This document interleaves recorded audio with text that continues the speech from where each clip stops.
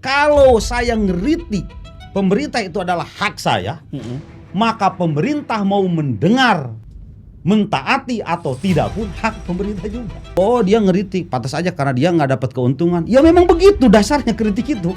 Anak Pak Prabowo sekarang semua perempuan. Pak Prabowo ini menurut saya adalah penguasa yang realistis. Lebih baik kalau kita lihat peluang itu dari atas kekuasaan. Oh, ini trennya kemana nih? Oh, ini bahaya nih. Prabowo akan ngotot. Enggak.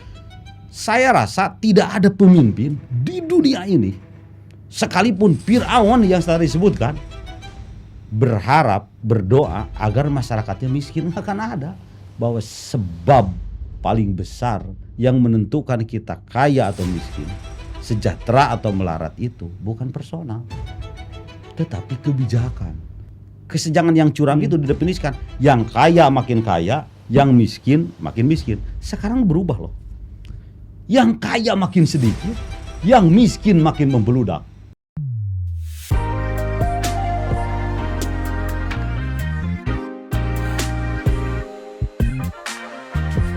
Halo, assalamualaikum warahmatullahi wabarakatuh. Selamat jumpa lagi dengan saya di podcast Politika ID. Podcast yang seperti biasa kita akan bahas tentang informasi yang lebih detail, mendalam dengan info-info yang baru tentunya. Dan hari ini kita akan beranjak dari isu politik menjadi isu ekonomi. Dan ini nampaknya kita akan serius karena hari ini kita akan berdialog langsung dengan pegiat ekonomi dan juga aktivis. Nah, ini dua perpaduan, dua arus teman-teman. Biasanya kalau pegiat ekonomi, ekonomi aja. Nah, ini orang lapangan sekaligus yang ngerti dengan teknik dasar bagaimana memandang perekonomian dari kecil, mikro sampai makro. Kira-kira begitulah. Nah, hari ini kita akan berdialog langsung dengan Kang Asep Lukman. Nah, ini tokoh yang mungkin aktivis. Kalau teman-teman mengikuti, ada punya kerabat yang aktivis lawas mungkin, Kang Lukman ini salah satu contoh lah, apalagi teman-teman dari Jawa Barat ya tentunya. Kang, apa kabar Kang? Baik, alhamdulillah. Ini perjumpaan pertama kali Kang Asep datang di Politika ID dan tentunya selamat datang Kang. Senang dan enak tepatnya untuk diskusi. Untuk diskusi, Kang, apa aja kegiatan Kang hari ini Kang? Tentu sebagaimana yang lain ya, bahwa kegiatan ekonomi ini merupakan kegiatan yang sulit dipisahkan di tingkat individu. Bukan di tingkatannya individu. Jadi semua orang yang dewasa ini harus punya kesadaran bagaimana dirinya bisa berdaulat secara ekonomi. Banyak pilihan orang. Ada yang usaha, ada yang kerja, kan begitu. Ada yang mengandalkan orang tuanya, sebagian mungkin anak muda, tapi tidak masalah, untuk waktu tertentu boleh-boleh saja. Artinya bahwa kegiatan saya pun juga ya banyak terfokus soal di situ, wajar. Dan memang sebagian dari itu saya sebagai aktivis, saya penulis, insya Allah agak rajin saya nulis ya. Rutin ya Kang ya? Rutin. Terus saya juga mengisi berbagai kajian di beberapa tempat aktivis ya, karena giroh itu genetikanya sebegitu saya aktivis. Jadi memang kawan-kawan juga, sekalipun saya punya aktivitas di bidang ekonomi, 60% mengenal saya adalah seorang aktivis. Begitu, karena konsistensi saya yang selama ini senantiasa keliling ke mahasiswa, para aktivis lingkungan atau kajian-kajian. Kira-kira begitu. Jadi bukan hanya ekonomi pejuang, tapi pejuang ekonomi juga Kang. Ya. Dua-duanya kan ada juga satu sisi Kang. Iya, itu temanya HIPMI loh. Iya. Pejuang ekonomi. Kalau Kang Asep ini lengkap. Kadang-kadang pejuang ekonomi, dia juga ekonomi pejuang juga. Ya, gitu, benar. Kang, kalau kita lihat hari ini Kang, sebetulnya kalau kita masuk ke landscape ekonomi politik kita tanah air kita hari ini Kang, apa yang membuat Akang melihat opportunity apa? Kalau anak muda, ya Gen Z kayak milenial kayak, melihat peluang untuk berbisnis, apa peluang yang disediakan Pak Prabowo?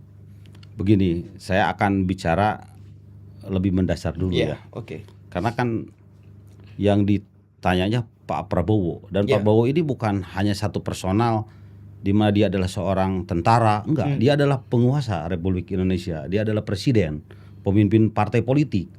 Jadi lebih baik saya membuka obrolan ini sesuatu yang besar terlebih dahulu. dalam statement dalam di kitab suci ada kalimat begini. Jadi Firaun itu, jadi kita jangan dulu memandang Firaun ini seorang penguasa jahat, jangan itu dulu. Tapi dia adalah seorang penguasa. Nah, Firaun itu, ciri Firaun itu salah satunya yudabbihu abna'akum wa yastahyuna nisa'akum. Dia membunuh anak laki-laki dan menghidupkan anak perempuan. Begitu kan? Itu terkenal. Tapi kalau kita lihat dalam kitab suci, kalau ada perempuan, jadi domir yang menunjukkan perempuan, itu umumnya ekonomi. Jadi kalau dalam kitab suci bicara soal materi, itu domirnya tuh perempuan. Tapi kalau berbicara non materi, misalnya imateri itu, imateri, ilmu itu hukum, dia domirnya itu muzakkar, laki-laki. Ya. Oke, kita buktikan di akhir cerita para penguasa itu, ini bukan menyatakan bahwa penguasa hari ini Firaun, bukan begitu maksud saya, bukan begitu. Hanya perumpamaan. Enggak, bukan begitu maksud saya. Jadi saya ingin menyatakan bahwa di akhir cerita, akhirnya para penguasa itu yudabbihu abna'akum wa yastahyuna nisa'akum. Buktinya, ingat zaman Pak Karno. Pak Karno dulu kan ada berdikari, itu ekonomi loh. Tapi dia bicara nasakom, nasional agama komunis, itu dia bicara ideologi, benar kan? Pak Harto bicara ekonomi, kencang juga bicara ideologi tentang Pancasila. Pak Jokowi kemarin dia masih bicara ideologi, artinya di situ masih ada domir laki-laki, benar kan? BPIP misalnya. Sekarang lihat Pak Prabowo, anak Pak Prabowo sekarang semua perempuan. Pertama namanya Danantara, yang ketiga dapur bergizi, yang keempat ketahanan pangan, yang kelima koperasi merah putih, keempat ini empat ini ekonomi semua. Tidak ada lagi ideologi. Nggak ada, kita nggak dengar, ya kita nggak menyebut nggak ada, tapi faktanya sekarang tidak mengemuka. Iya. 4 program unggulan ini semuanya ekonomi. Karena menyelesaikan ideologi adalah praktik itu sendiri kan, betul? Enggak, karena memang di akhir cerita para penguasa akan didesak dengan kebutuhan ekonomi yang begitu kuat. Sehingga secara sistematis, secara alamiah, yang mereka narasikan, yang mereka publiskan, yang mereka prioritaskan adalah ekonomi. Apakah ini adalah tren nasional? Enggak. Dulu mungkin pernah dengar Presiden Amerika selalu berbicara tentang demokrasi, benar kan? HAM, nasionalisme, itu biasa. Semua presiden bicara begitu, selain dia berbicara tentang ekonomi. Coba sekarang Presiden Trump, hampir semua 5 kali dia bicara, 6 kali dia ngomong tarif. Apa itu? Duit. Ekonomi. Nah, kembali tadi pada suatu peluang ekonomi. Sesungguhnya peluang itu atau opportunity itu ada di kebijakan. Dan kita lihat sekarang 100%, mungkin 100%, kebijakan yang monumentalnya itu bernapaskan atau bergenetika ekonomi. Ini peluang kalau berbicara ekonomi gitu. Jadi kalau ekonomi lihat peluangnya jangan ke bawah. Kalau ke bawah kan lihat kebutuhan. Siapa sih orang yang tidak butuh mobil? Butuh semua juga. Kok semua tidak punya mobil, nggak punya duit aja? Siapa sih orang yang tidak butuh rumah? Semua juga butuh rumah. Tapi kenapa hanya sebagian orang yang punya rumah nggak punya duit? Lebih baik kalau kita lihat peluang itu dari atas. Kekuasaan. Oh, ini trennya kemana nih? Apa di penguasa maunya? Ikutlah. Jadilah puzzle dalam ekosistem ekonomi yang ekonomi itu dilahirkan dari suatu kebijakan. Kira-kira begitu. Kenapa harus lahir dan harus manut dengan sistem kebijakan yang dimaksudkan? Begini, saya mau nanya, kenapa dalam ekonomi itu kita begitu terfokus melihat kebijakan? Begini, kalau satu waktu Adinda jadi petani, ada petani. Kalau Adinda jadi petani akhirnya gagal panen, gara-gara Adinda tidak bisa jadi petani, yang salah itu Adinda, benar kan? Iya kan, nggak bisa panen dengan baik, mungkin salah menanam, benar kan? Mungkin salah menghadapi tanamannya. Tapi kalau sudah panennya berhasil tapi tetap miskin gara-gara harga yang tidak menentu, itu yang salah pemerintah, benar kan? Artinya kita analisa dari kemiskinan yang dihadapi oleh petani Indonesia misalnya hari ini, apakah benar gara-gara mereka gagal tanam? Apa benar gara-gara mereka kurang rajin? Apa benar gara-gara mereka tidak bisa bertani? Atau kemiskinan itu hadir gara-gara harga hasil dari pertanian itu yang akhirnya tidak bisa, jangankan untung, balik modal juga kagak para petani itu hari ini. Nah, pertanyaannya, kalau begitu berarti yang menjadi sebab dari kesejahteraan itu tidak murni personal dong. Bahkan personal itu boleh dibilang sangat kecil. Justru yang dominan untuk dinyatakan sebagai suatu sebab di mana lahirnya kesejahteraan itu adalah kebijakan pemerintah. Gitu. Karena pada faktanya kemiskinan terlahir sebabnya bukan personal. Ya siapa coba? Personal yang radius kemampuannya bisa mengintervensi harga. Nggak ada. Itu hanya kebijakan. Gitu. Itu yang harus kita ketahui. Jadi sekuat apapun kita punya sebab, itu tetap disebut sebab kecil. Karena sebab yang paling besar itu adalah pemerintah. Nah sekarang sebagai pengusaha, kita kan selalu ingin mendapatkan akibat baik. Ingin kaya raya, ingin untung, ingin sejahtera, apapun lah namanya. Pertanyaannya, masa kita tidak berafiliasi terhadap sebab yang besar, yaitu kebijakan? Tiba-tiba kita pede menjadi orang kaya hanya mengandalkan sebab kecil, yaitu upaya kita sendiri. Wah itu besar. Kira-kira begitu. Oke. Lalu kenapa kalau dari Kang Lukman misalnya, lalu kenapa orang masih belum paham-paham dengan metode, dengan cara pandang seperti ini, Kang? Kenapa masih ada kritik terlalu tajam dan tidak paham terhadap apa yang dipikirkan Pak Prabowo? Oh begini, kalau soal kritik, menurut saya itu hal yang wajar. Iya. Nah, wajar aja kritik. Kenapa? Karena setiap kebijakan itu, saya tidak menyebut karena negara ini demokrasi, jadi wajar kritik. Bukan. Kenapa harus ada kritik? Karena tidak setiap orang puas dengan kebijakan. Ini bukan soal negara demokrasi. Karena sebelum negara ini dinyatakan sebagai negara demokrasi terbesar di dunia pun, ya kritik selalu bermunculan. Karena kritik itu selalu lahir karena ada pihak yang tidak puas. Oke. Gitu. Jadi kalau sampai sekarang ada orang, dia ngeritik, pantas aja karena dia nggak dapat keuntungan. Ya memang begitu dasarnya kritik itu. Bener kan? Kalau dia terdapat keuntungan, dia harus ngeritik. Gitu. Memang begitu. Jangan dibilang bahwa orang yang tidak dapat keuntungan materi dari kebijakan pemerintah lalu ngeritik, lalu orang itu disebut penjilat lah, kelompok pragmatis lah dan lain-lain. Enggak. Memang fitrahnya begitu. Karena kemiskinan itu salah satu yang memberikan rasa ketidakpuasan secara psikologis terhadap masyarakat. Jadi kalau dari suatu kebijakan lalu masyarakat tidak dapat apa-apa, malah miskin, akhirnya ngeritik pemerintah. Memang begitu. Gitu. Memang begitu, nggak apa-apa. Nah, justru dengan adanya kritik seperti itu, pemerintah kan bisa berevaluasi diri. Gitu. Kira-kira begitu. Kang, saya tertarik dengan anak biologisnya programnya Pak Prabowo yang 4 tadi. Ini tertarik tuh. Genetikanya perempuan semua. Kang, saya ingin lihat beberapa program yang belakangan sudah dipublikasikan dan mungkin sebentar lagi yang Koperasi Merah Putih akan diluncurkan sekian puluhan ribu koperasi lah. Tapi beberapa Kang masih ada, kalau dan nampaknya masih kuat tahan kritik lah, tidak begitu banyak.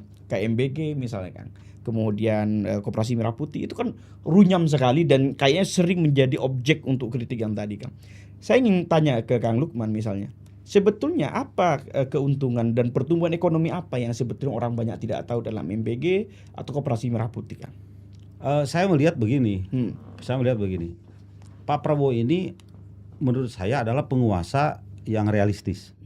Saya tidak bicara lain-lain ya, bahwa ini program yang hebat, baik enggak. Saya melihat dulu terlepas dengan benar atau salahnya, tapi Pak Prabowo ini begitu realistis. Begini, kenapa ekosistem usaha kita itu sekarang agak sulit berkembang besar? Salah satunya tidak lepas dari pemasukan. Nah, maka dengan melibatkan fiskal untuk masuk gitu ya, menjadi modal usaha, misalnya dapur, itu secara otomatis dunia usaha sedikit bergairah. Karena itu mirip dengan JPS, jaring pengaman sosial kalau dulu kayak ya. BLT dan lain-lain. Nah, tetapi kalau itu kan tidak ada ekonominya, langsung dikasih aja secara sosial. Tapi ini dalam prakteknya Pak Prabowo menyuntikkan dulu ini dalam tanda kutip pada suatu kegiatan usaha. Gitu. Sehingga ekosistem JPS itu, jaring pengaman sosial ini atau ekosistem bantuan sosial ini menjadi ekosistem ekonomi. Bukan hanya ini pembagian cuma-cuma dari pemerintah. Ini ada efek lain terhadap ekonomi. Dan kalau kita perhatikan, kita harus jujur. Menurut kebiasaan umumnya 1% pertumbuhan ekonomi itu menyumbang 200 paling besar sampai 500 tenaga kerja. 1%. MBG itu diasumsikan menyumbang terhadap 1% pertumbuhan ekonomi. Dan berapa coba tenaga kerjaan? 1,5 juta orang kerja lewat MBG. Gitu. Nah, sampai situ kita bisa melihat bahwa efek positifnya cukup lumayan. Benar nggak MBG ini? Tapi kan orang punya ekspektasi. Gimana dengan gizi masyarakat kok merasa biasa-biasa aja? Itu apa dan lain-lain. Ini kan program baru kemarin sore. Ini masih berjalan, masih berproses. Entah kemudian akan lebih buruk atau lebih baik. Ini waktu yang akan menjawab. Tetapi untuk dalam 1 tahun ini, menurut saya, kita dibanding program lain. Karena duit ini kan sebelumnya dipakai misal untuk BLT, dipakai misal untuk BOS dan lain-lain. Ini menurut saya, ini jauh lebih efektif. Kenapa? Karena ada aktor lain, yaitu para entrepreneurship atau para pegiat usaha yang tiba-tiba terlibat. Gitu. Bukan hanya dibagikan ya kan? Bukan hanya yang biasanya kan yang terlibat satu para pendamping biasanya gitu kan, yang kedua penerima bantuan gitu aja. Ini panjang. Nah, kemudian tadi muncul berbagai kontroversi dari masyarakat lain. Wajar karena program ini masif. Kalau Danantara kan orang tidak tahu gitu. Itu sebetulnya seperti apa sih? Sehingga orang agak kesulitan mengkritik Danantara padahal duitnya jauh lebih gede kan. Nah, tetapi kalau ini kan kelihatan oleh masyarakat. Fisik kelihatan. Nah, masyarakat tuh ada yang memuji, ada yang mengkritik, biasa ada sampai demo, ada banyak gitu. Tapi memang begitu sifat dari suatu program. Memang begitu. Emang program apa yang tidak dikritik? Semua program juga dikritik, santai aja kalau soal itu. Nah, tetapi kan kita harus fair. Suatu program gitu kita bandingkan aja dengan apa yang dilakukan kemarin mengenai bantuan sosial. Saya pikir ini lebih besar lah manfaatnya. Jadi kan memang banyak yang nanya kan, kenapa memang tidak prioritas saja gitu? Kenapa harus semua sekolah? Kenapa semua anak? Kan begitu kan? Ada banyak yang bertanya seperti itu. Saya ada riset juga katakan ada 41% anak usia dini itu yang berangkat ke sekolah tidak sarapan. Dan sebagian persen lagi 30% sekali jarang dan mau ngambil jatah malu. Jadi kalau sekolah itu katanya memberikan sebagian, maka anak-anak itu akan malu untuk mengambilnya karena kalau kelihatan itu kan jatah orang miskin gitu kan. Ya, secara psikologi begitu. Secara psikologi seperti itu, Kang. Kang, kita beralih ke hal yang lebih menarik ini, Kang. Kalau memang kemudian pembangunan ekonomi akan didesain semacam ini oleh Pak Prabowo, apakah Pak Prabowo akan menyiapkan opsi lain seandainya entah ini kalau berhasil, apakah bagaimana mempertahankan? Kalau seandainya ada batu ganjalan, apa yang kemudian saran Kang Lukman? Begini, kan di negara kita ini ada banyak mekanisme. Ketika suatu program dianggap buruk, dalam undang-undang juga ada judicial review, ada amandemen. Itu sebenarnya biasa aja. Nah, cuman kan jangan sampai suatu program yang sedang berjalan lalu dihentikan lalu merugikan orang-orang yang berpartisipasi. Selama dinilai tidak merugikan, tidak masalah. Dan itu bisa dilakukan dua hal pendekatannya. Kalau kan ini berandai-andai. Andai kan program Pak Prabowo itu ternyata gagal dan itu dinyatakan gagal oleh Pak Prabowo sendiri. Artinya Pak Prabowo meyakini, wah ini program gagal, ini harus gimana gua? Kira-kira begitu. Minimal dua hal Pak Prabowo bisa melakukan. Pertama, dia bisa menghentikan tanpa harus merugikan. Misal, kalau suatu program saya udah kontrak nih 2 tahun, selesaikan aja 2 tahun. Jangan diperpanjang lagi. Paham tidak? Yang kedua, program itu diganti, tapi aktornya orang itu tetap. Supaya si pihak tersebut yang berinvestasi, misal di MBG, tidak dirugikan. Kan itu opsi biasa aja. Kita ini hidup di suatu alam yang begitu terbuka. Artinya perubahan demi perubahan tuh, kalau dulu kita mengenal perubahan itu 100 tahun sekali. Dulu tuh 100 tahun sekali kita mengenal kan perubahan. Semakin sini semakin dekat. Sustainable development itu 25 tahun. Orang mengira 25 tahun udah akan ada perubahan. Tapi karena politik liberal, di mana momentum dan proses kepemimpinan sangat agresif di 5 tahun sekali, perubahan dunia ini bisa 5 tahun sekali berubah. Sekarang dengan adanya AI, dunia teknologi, orang 1 tahun sekali juga berubah. Biasa perubahan itu. Nah karena begitu pemerintah pun akan beradaptasi dengan ekosistem sosial yang lebih besar, yang memang sangat inklusif terhadap perubahan. Jadi kalau Pak Prabowo misal di tahun depan, gua berubah, jangan inilah programnya, nggak apa-apa. Selama sekali lagi kan ada asas Fakta Sanserepada kalau dalam perjanjian antara masyarakat dengan pemerintah, jangan saling merugikan. Gitu. Ingat nggak dulu perubahan dari minyak tanah ke gas? Kan tidak dirugikan, nggak ada. Iya, Walaupun karena kan si pelakunya tetap diprioritaskan yang biasanya mengurusi minyak tanah, dikasih tugas, malah lebih untung. Paham tidak? Jadi santai aja, jangan terlalu berpikir bahwa wah ini bahaya nih, Prabowo akan ngotot. Enggak. Saya rasa tidak ada pemimpin di dunia ini, sekalipun Fir'aun yang tadi disebutkan, berharap, berdoa agar masyarakatnya miskin. Nggak akan ada. Semua pemimpin dari RT sampai pemimpin dunia, adik kuasa dunia, Amerika mau Cina mau apa, dia tidak akan berharap masyarakatnya miskin. Nggak akan. Semua pemimpin. Artinya begitupun Pak Prabowo, nggak mungkin dia ingin. Nah cuman kan Pak Prabowo hari ini mungkin memberikan kesempatan terhadap programnya sendiri untuk eksis sejauh mana. Gitu. Kira-kira begitu. Jadi sekali lagi santai aja, ubah aja kalau ada sesuatu yang salah. Oke. Kira-kira begitu. Oke. Terus Kang, kenapa tidak Akang melihat tuh kenapa tidak memelihara UMKM lebih progresif misalnya? Kenapa misal dana yang besar misal tidak oke lah lebih ini lagi lah, lebih besar lagi ke UMKM, karena UMKM kan juga mengkritik itu Kang. Kok lebih kecil ya? Kalau menurut Akang misalnya gimana? Begini. Bahwa kan banyak orang yang bilang bahwa kita harus lebih berpihak kepada KUKM dengan asumsi KUKM itu lebih banyak jumlahnya betul. Kan ya, harusnya begitu kan daripada usaha menengah atas, menengah bawah itu jadi lebih banyak. Orang banyak berpikir begitu. Tapi kita juga harus ingat bahwa usaha KUKM ini ekosistemnya juga kecil dia. Gimana kan ekosistemnya kecil? Ekosistemnya kecil. Jadi kalau saya misal rusak, mungkin berefek pada 5, 10 sampai 50 pekerja saya. Gitu kan. Tapi dengan para pengusaha yang besar yang ada puluhan ribu, dia kalau rugi efek sistemiknya luar biasa. Itu yang perlu kita ketahui. Kenapa pemerintah bukan lebih memprioritaskan pengusaha besar, bukan. Kenapa pemerintah misal menciptakan jalur khusus bagi para pengusaha besar itu untuk berkomunikasi lebih mudah dan lain-lain. Karena sadar mereka. Mirip dengan di bank. Kalau BPR rusak, nggak ada efek sistemiknya. Coba kalau bank besar rusak, itu efek sistemik.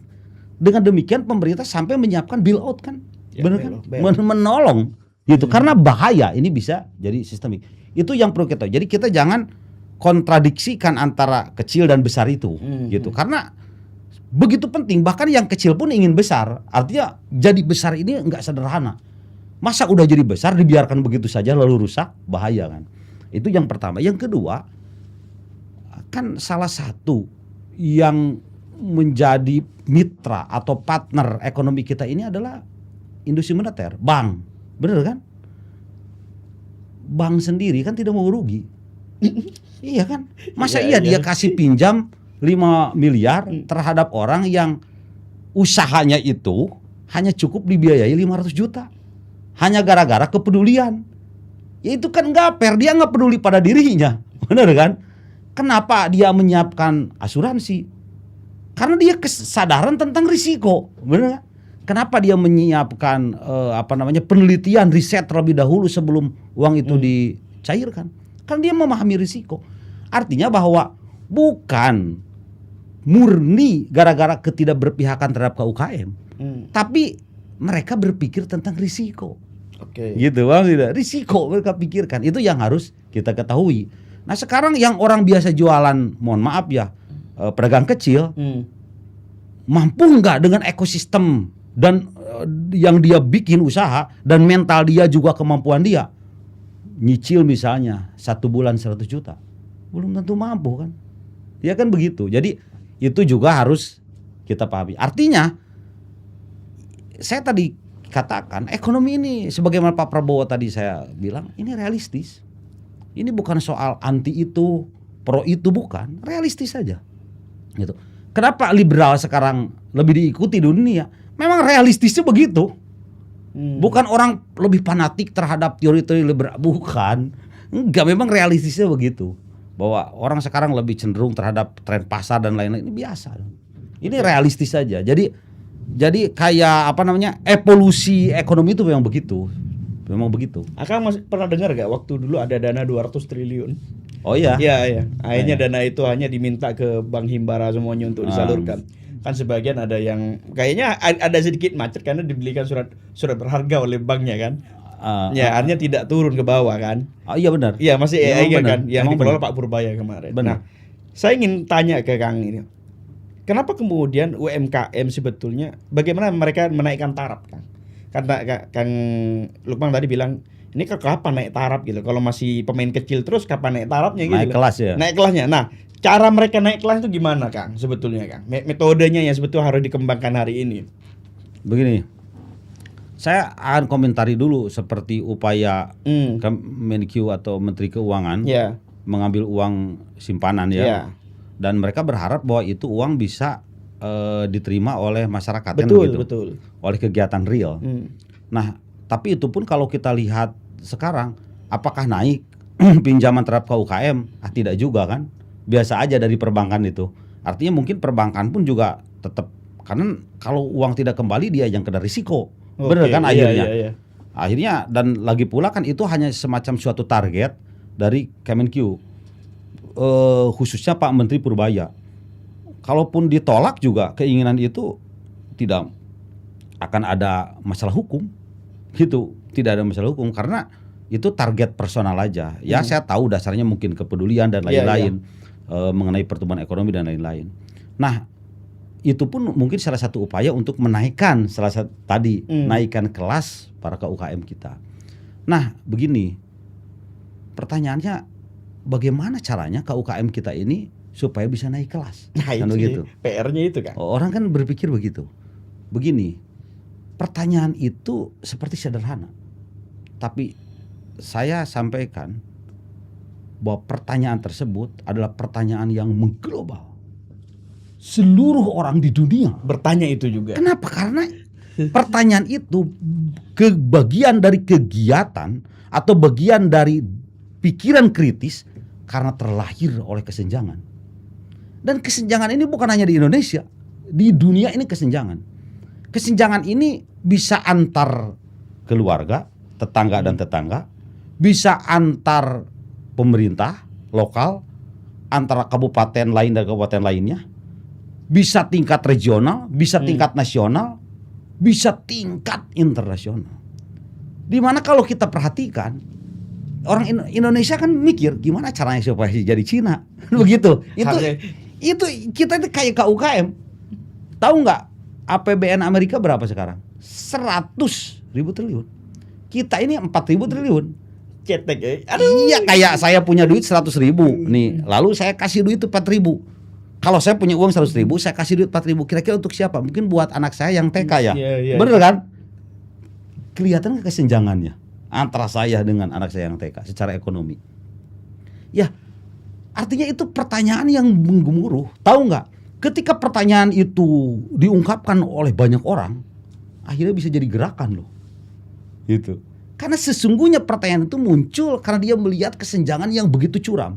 Dimana kalau dulu didefinisikan kesenjangan yang curam itu didefinisikan yang kaya makin kaya, yang miskin makin miskin. Sekarang berubah loh. Yang kaya makin sedikit, yang miskin makin membeludak. Itu yang sekarang. Artinya ini lebih parah. Jadi itu pertanyaan yang justru hari ini orang ngumpul dulu jadi anggota dewan, rapat-rapat terus menerus. Nanti para profesor melakukan penelitian, akademisi penelitian. para aktivis senantiasa kritis, sebetulnya demi menjawab pertanyaan itu. Dan selalu pertanyaan itu belum bisa dijawab. Ini di dunia, ini kan fakta, benar kan? Fakta. Kesenjangan masih begini, paham tidak? Nah pertanyaannya kata saya, kenapa? Itu yang penting kita tanyakan dulu. Kenapa kok kesenjangan bisa seperti ini? Sampai muncul satu pertanyaan begini gitu. Kenapa? Saya tadi sebut bahwa sebab paling besar yang menentukan kita kaya atau miskin, sejahtera atau melarat itu bukan personal, tetapi kebijakan. Jadi kalau KUKM saya sebut orang Madura itu yang rajin, yang jujur, akhirnya jadi petani kata saya tadi, atau jadi pedagang, dia agak sulit merubah hidupnya kalau tidak ekuivalen, tidak linier dengan kebijakan yang ada.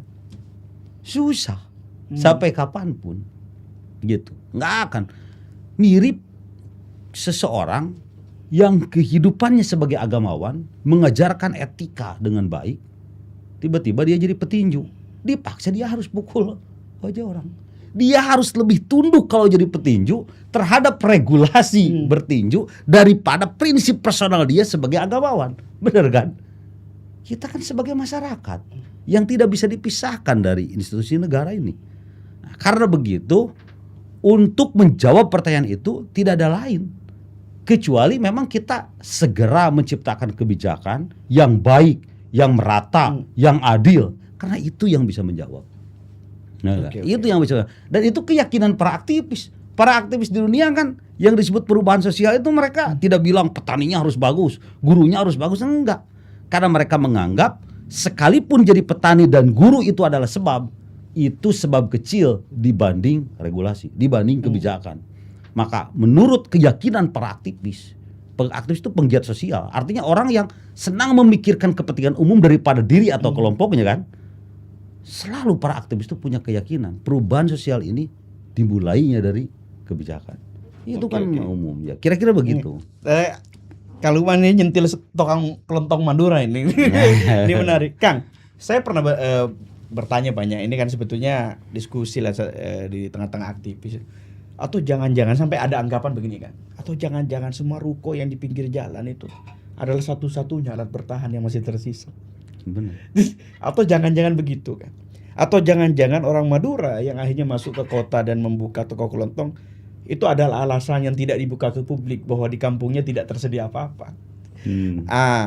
Kang Lukman harus melihat analisa ini.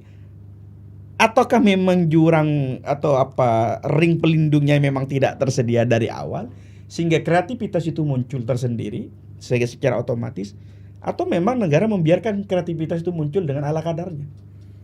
Gini, naluri survive itu itu sudah jadi naluri, bukan akal. Itu kayak insting. Kan mempertahankan diri itu. Insting. Jadi sebodoh apapun orang akan memiliki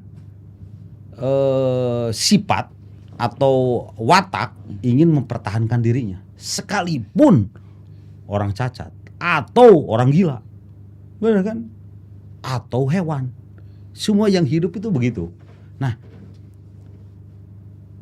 saya melihat bahwa kan bukan hanya komunitas masyarakat di Madura. Iya. Tentu ini semuanya. Cuman semua, Kang, ya. Kita bicara Madura itu karena begitu populer ya. Orang Madura itu luar biasa jadi KUKM tuh.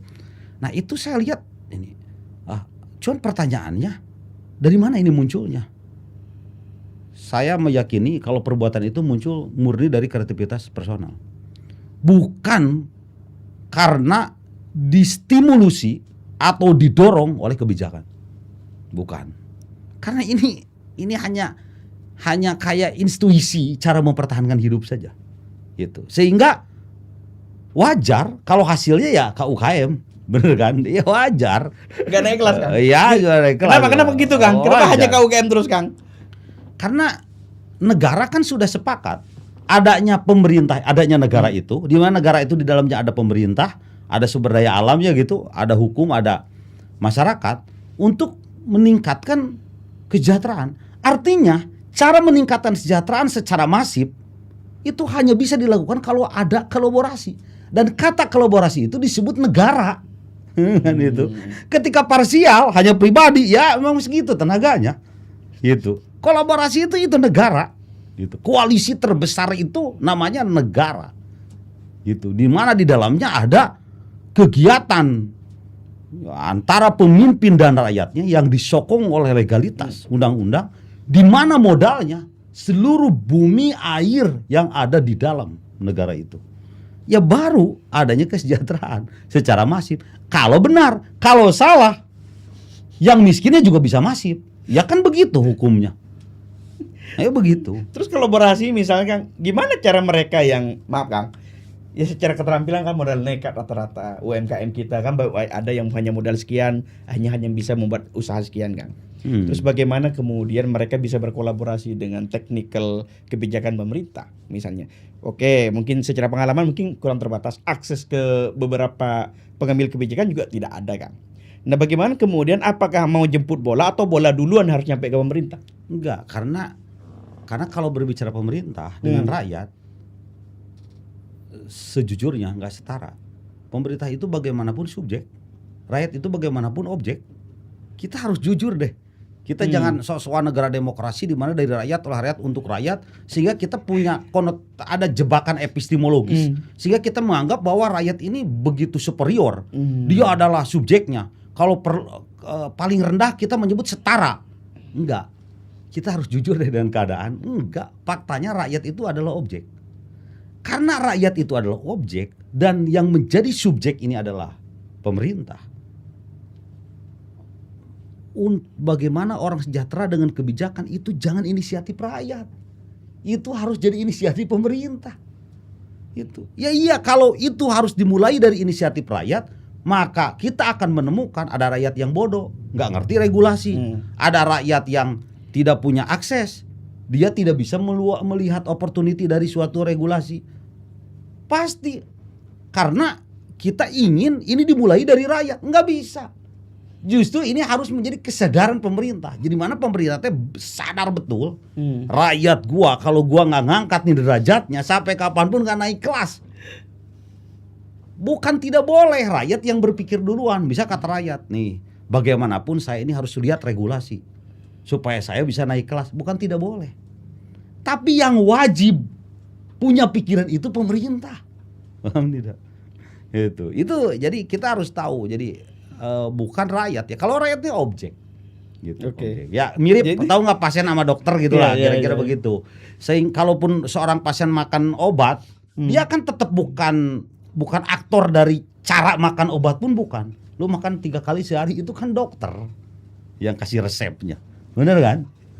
Ini baru beda nih. Kalau biasanya kan orang tuh rakyat oleh rakyat ya, pokoknya rakyat setara, paling unggul lah kan begitu kan. Iya, itu kan ada jebakan epistemologis lah itu. Padahal sekarang itu enggak, faktanya enggak begitu. Oh, ini lapangan berarti Kang. Ini lapangan banget ini. Enggak, karena kalau suatu teori bertolak belakang dengan fakta, kita harus milih fakta loh.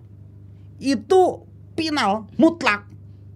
Suatu teori apapun bertentangan dengan fakta, pilihnya fakta. Karena hakimnya ada kenyataan. Kan fakta itu yang akan mengoreksi sesungguhnya. Fakta itu sesungguhnya yang bahkan fakta itu diktator, bisa mendikte itu pikiran kita. Masa kita bersikukuh dalam pikiran, dan suatu pikiran yang tidak selaras dengan fakta kan mimpi. Utopisnya gitu kan. Semua aja kan bener. Gitu. Oke, ini sebetulnya bisa nguji nalar publik kita nih, pendengar kita nih, gara-gara Kang Lukman nih ngelempar sesuatu yang baru ini sebetulnya nih. Ini kalau pegiat sipil Kang agak panas dingin dengernya nih. Wah, kan pegiat sipil kan maunya tetap superior itu rakyat Kang gitu. Oh iya, itu mau boleh kalau mau. Mau boleh. Kan itu ingin aja. Ingin aja kayaknya. Itu kalau keinginan itu kayak menu di rumah makan, tapi selamanya tidak pernah tersaji di meja makan. Menu makan yang tidak pernah tersaji di meja makan. Iya, itu keinginan. Kang, ini juga yang paling menarik sebetulnya. Apa yang ini sebetulnya Kang Lukman nih harus berikan penjelasan ke pendengar kita. Ini pendengar kita kan macam-macam, ada aktivis, ada pengusaha, mungkin macam-macam. Kang, ini kenapa aktivis itu susah sekali. Kadang-kadang aktivis ini kan dianggap sebagai jalan yang penuh kesunyian. Jalan-jalan yang penuh, saya pikir gerakan yang dalam artian sempit, prioritasnya lebih kepada kepentingan publik. Tapi ketika jarang sekali juga kita temukan aktivis yang memilih jalan untuk jadi ekonom. Ini jarang sekali, Kang. Jarang sekali. Kemudian atau sebaliknya, Kang, ekonom yang kemudian nyebrang itu jadi aktivis. Ini titik pertemuan yang cukup sebetulnya seperti muara dua arus yang berbeda, Kang. Dan sebetulnya, Kang, hari ini yang paling banyak Kang Lukman temukan, aransemen pemerintah Pak Prabowo ini sebetulnya ada nggak muara untuk mempertemukan dua arus ini? Begini, kita kan mengenal istilah linier. Memang liniernya para aktivis itu bukan jadi ekonom, karena mereka sejak awal dimatres, dicetak pikirannya untuk menjadi seorang politisi, untuk menjadi seorang bangsawan, untuk menjadi seorang negarawan, gitu. Dan memang itu baik-baik saja, bagus itu. Dan ekonom pun kan tidak ada ekonom yang tiba-tiba jadi ekonom besar, nggak ada. Dia perlu proses, artinya dia penting mengorbankan tenaga, pikiran dan waktunya untuk menjadi sukses sebagai seorang pengusaha besar. Ya wajar, sebagai manusia kita tidak bisa mengambil semuanya, benar kan? Dalam pikiran, secara filosofis kita akan menerima lu jadi seorang bangsawan, lu menjadi seorang ilmuwan, sama baiknya sebagaimana seorang ekonom, seorang hartawan. Berarti karena semuanya baik, bisa gua semuanya ambil. Bener kan? Ya begitulah kalau kita hanya melakukan suatu pendekatan teori. Tapi secara fakta, waktu ini 24 jam loh. Tenaga ini segini. Akhirnya kita dipilih. Realistis satu yang perlu kita ambil. Bener kan? Secara teori ya mungkin semuanya baik kan. Ya semuanya kita lakukan. Nggak bisa. Gitu. Jadi itu hal yang wajar aja. Dan memang kita sering menemukan. Begitupun juga seorang budayawan misalnya. Kan tidak dia memaksakan diri untuk menjadi seorang agamawan, enggak. Seorang pengajar tidak memaksakan diri dia untuk menjadi seorang tentara misalnya, enggak. Ya karena dia memahami gitu. Pada prakteknya dia harus memilih salah satu di antaranya. Nah, pertanyaannya, apakah Pak Prabowo sekarang ada enggak suatu pikiran di mana mempersatukan itu? Ya, memang yang harus dilakukan adalah memformulasi. Bukan orang mengambil semuanya. Ya dia bangsawan, ya dia negarawan, ya ilmuwan, gimana itu ceritanya.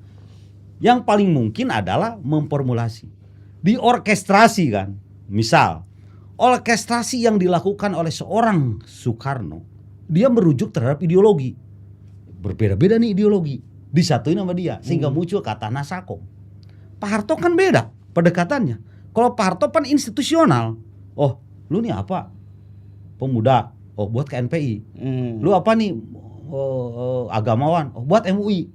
Lu dibuat dah HKTI apa semua. Nah, semua institusi ini diformulasi oleh Pak Harto menjadi suatu kekuatan besar, gitu kan? Beda pendekatan, dia nggak ngomong ideologi. Berarti Pak Harto kekaryaan istilahnya lebih melihat profesi, benar nggak? Pak Harto tuh. Jadi profesi apa dia kumpulin? Maka simpulnya simpen di negara gitu. Jadi dewan lah, jadi apalah gitu kan. Nah, Pak Prabowo kan terhitung hibrid hari ini melihat. Dia melihat keragaman yang begitu hebat. Ada perbedaan ideologi, ada perbedaan profesi, ada perbedaan kompetensi, ada perbedaan bahasa budaya, ada. Lalu oleh Prabowo bagaimana nih Prabowo mendirigen ini perbedaan yang banyak ini. Sehingga wajar kalau dulu muncul Nasakom untuk mempersatukan bangsa Indonesia ini walaupun gagal dalam tanda kutip. Pak Harto sekarang ada istilah kabinet gendut. Kita jangan terlalu negatif melihat itu. Karena Pak Prabowo sekarang sedang menjadi seorang presiden yang memimpin di mana jumlah penduduknya bisa setengah Eropa. Besar ya. Paham tidak? Ini tidak mudah. Karena begitu ada semacam konsensus kebangsaan. Masa konsensus kebangsaan mirip waktu kita awal-awal kemerdekaan kan nggak mungkin begitu. Itu. Tapi sekarang ini tentu diadaptasi dengan keadaan. Ada di orang datang menjadi pemimpin di sini, perwakilan profesi boleh, ideologi boleh, orang bisa, kompetensi boleh, kesukuan boleh. Kenapa tidak boleh? Kan itu legal menurut undang-undang. Sehingga wajar menjadi kabinet gendut itu dalam istilah lain, karena istilah kabinet gendut itu bukan istilah undang-undang, bukan istilah formal. Yang jelas istilah undang-undang itu hak prerogatif presiden. Kenapa coba presiden dikasih hak prerogatif? Bukan hanya menentukan siapa, tapi sejumlah berapapun itu prerogatif, benar kan? Karena memang seorang presiden bisa menggunakan hak prerogatif itu bukan hanya menunjuk siapa-siapa, tapi seberapa banyak. Itu tetap harus hak prerogatif. Karena pada akhirnya itu fungsional demi kesejahteraan. Bukan kesejahteraan, demi persatuan. Itu akan fungsional. Benar kan? Sekalipun banyak kritik misalnya kan. Saya tadi kan selalu bilang, nggak akan ada yang nggak dikritik. Kalau bicara kritik, apa yang nggak dikritik? Siapa presiden yang nggak dikritik? Dan saya mau nanya, emang ada di sini ada partai mayoritas? Nggak ada. Kalau definisi mayoritas menurut demokrasi 50+1. Artinya partai-partai ini nggak ada yang mayoritas. Jadi mayoritas itu gara-gara koalisi. Artinya pula, kalau kita bercermin dari jumlah partai pun, memang keanekaragaman banyak di sini, wajar kalau ngeritik. Kecuali kalau di sini ada partai yang 60%. Wah kan? Iya, kita harus kaget dengan kritik. Karena justru ini adalah konsekuensi logis saja. Sekali lagi konsekuensi logis. Kalau kritik muncul karena linier, partainya banyak, begitu terbukti.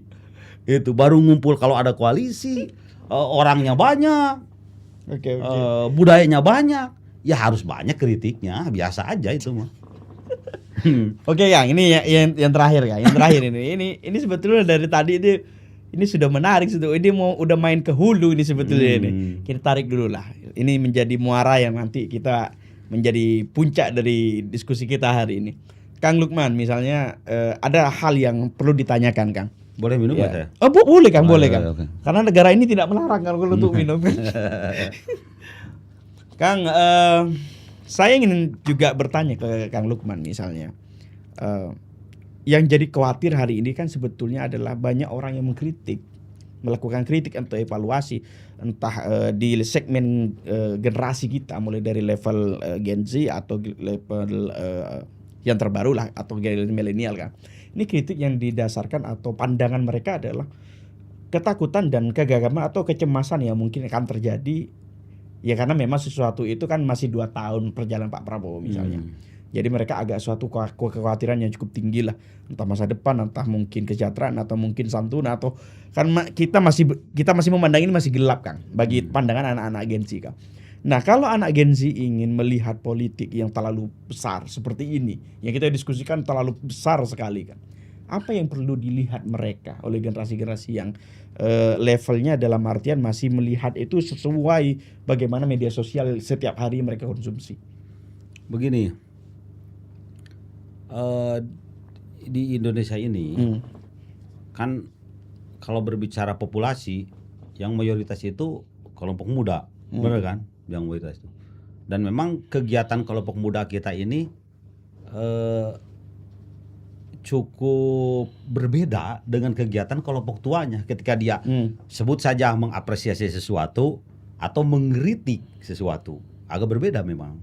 Nah, sebetulnya hal ini ya biasa saja. Kenapa? Karena suatu budaya itu tidak bisa memang suatu budaya itu nggak boleh stagnan begitu aja cara ngeritik begitu saya. Malah kalau kita lihat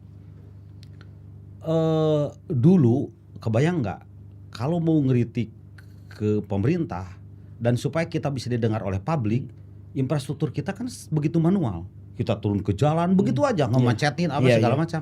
Sekarang tuh orang ngomong di medsos. Menurut saya itu jauh lebih efek sosialnya, efek negatifnya jauh lebih ini. Kita bisa lebih lihat substansinya, ucapannya.